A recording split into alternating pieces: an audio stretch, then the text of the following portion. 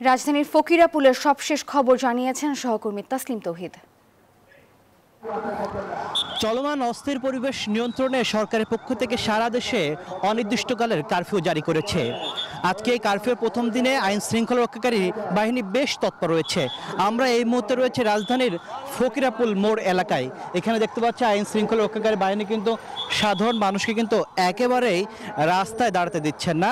অপ্রয়োজনীয় যারা বের হচ্ছেন তাদেরকে কিন্তু আসলে ফিরিয়ে দিচ্ছেন এবং একই সাথে বেশ কয়েকটি চেকপোস্ট বসিয়ে তারা কিন্তু দেখছেন প্রয়োজনে বের হয়েছেন নাকি প্রয়োজন ছাড়া আসলে কাউকে তারা জিজ্ঞাসাবাদে আইন শৃঙ্খলা রক্ষাকারী বাহিনীর জিজ্ঞাসাবাদেরও মুখোমুখি হতে হচ্ছে। একই সাথে তারা কিন্তু মাইকিং করছে যে প্রয়োজন ছাড়া কাউকে রাস্তায় থাকতে দিচ্ছে না। তারা যে কারফিউর যে নিয়মাবলী সেই বিষয়ে তাদেরকে সতর্ক করছেন। একই সাথে দোকানপাট খোলার ব্যাপারেও কিন্তু নিষেধাজ্ঞা রয়েছে, সেই বিষয়ে কিন্তু তারা সাধারণ মানুষকে সতর্ক করছে।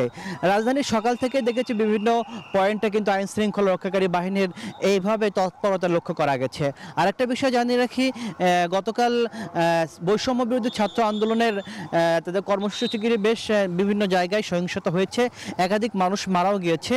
সেই কারণে কিন্তু আইন শৃঙ্খলা রক্ষাকারী বাহিনী পরিবেশ অস্থিতিশীল করতে না পারে বা কারফিউর যে নিয়মাবলী সেটা যেন কেউ ভঙ্গ না করে, সেজন্য কিন্তু তারা কিন্তু বেশ তৎপর রয়েছে।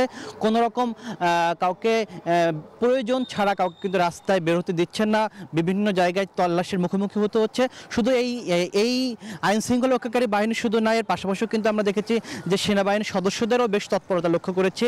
সেনাবাহিনীও কিন্তু বিভিন্ন যে সমস্ত জায়গাগুলোতে বিগত কয়েকদিনে সংঘাত হয়েছে সেখানেও কিন্তু বেশ কঠোর অবস্থান রয়েছে সেনাবাহিনীর সদস্য সহ আইন শৃঙ্খলা রক্ষাকারী বাহিনীর সদস্যরা।